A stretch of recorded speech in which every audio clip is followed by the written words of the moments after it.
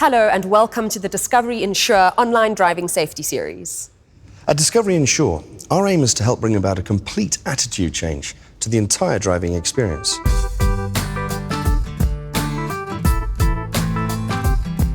The key theme of the attitude shift is defensive driving, which basically means driving with a mindset of prevention and maintaining a consistent state of mind that leads to more mindful and considerate driving practices.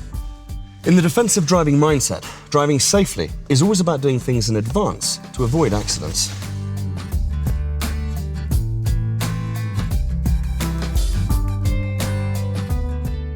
There are so many potential hazards out there just waiting to test your driving skills.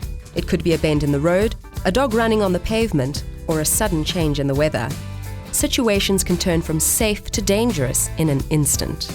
You can't help that there are hazards out there, though you can control how you anticipate, identify and avoid them.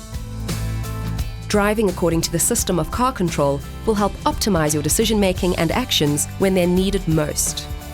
The system of car control consists of a simple sequence of actions to follow when you identify a potential hazard. Course, mirrors and blind spot, indicators, hooter, speed, gear and acceleration. Once you've spotted a hazard, you have to make a decision about the best course to follow to avoid it. Before you change course, check your mirrors and blind spots by turning your head 90 degrees to look over your shoulder, both left and right. Also be conscious of when you're in other drivers' blind spots. It's best to assume they can't see you. Good driving is about good communication.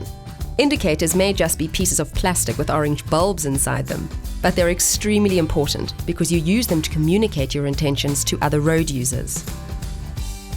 Using your indicators doesn't give you a right to turn or to change lanes. You still need to check your mirrors and remain aware of other vehicles on the road. If you indicate too late before changing lanes, you don't give enough time to other road users to understand or to plan for your actions.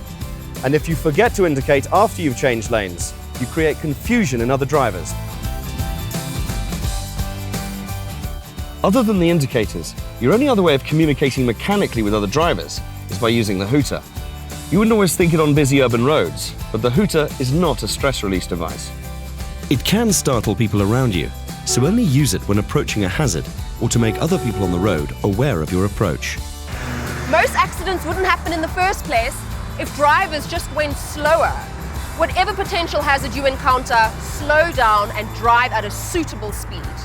Once your speed is good to approach a hazard, you'll have to decide whether or not to change gear. It'd also be a good time to do another mirror and blind spot check for good measure.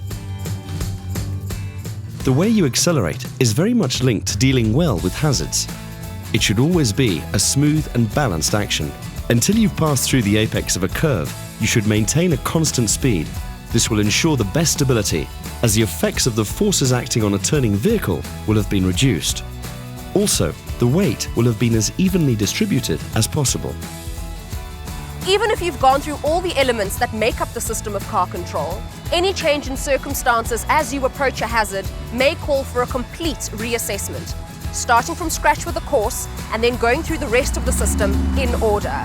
It takes time to make the system second nature, so stick with it. It saves you time and will help you avoid potential hazards. Giving commentary while driving can be a great concentration aid, and it helps to project your vision further ahead and identify hazards earlier, which in turn allows for quicker reactions. I think it's high time we all got a bit more involved with the practice of eco-driving to save fuel and do our bit for the environment. Here are some key tips to help create a far more eco-friendly road experience for everyone. Set off as soon as possible after starting the engine. The longer you wait, the more fuel you use. Pushing down on the accelerator pedal softly is vital for increasing fuel efficiency. Fuel consumption during startup and initial acceleration makes up about 40% of all fuel consumption in the city. Running at a constant speed of 40 to 60 kilometers an hour on an ordinary road and 120 kilometers an hour on a highway are the optimum speeds for economical fuel consumption. And use that air conditioner properly too. Don't just keep it on all the time for no good reason. A good driver understands and respects all road signs and road markings. Remember when you did your learners and how many road signs you had to memorize? Well, They're part of the test for good reason. They exist to help us, to warn us of hazards, to guide us when conditions aren't great, and to generally provide guidance and information.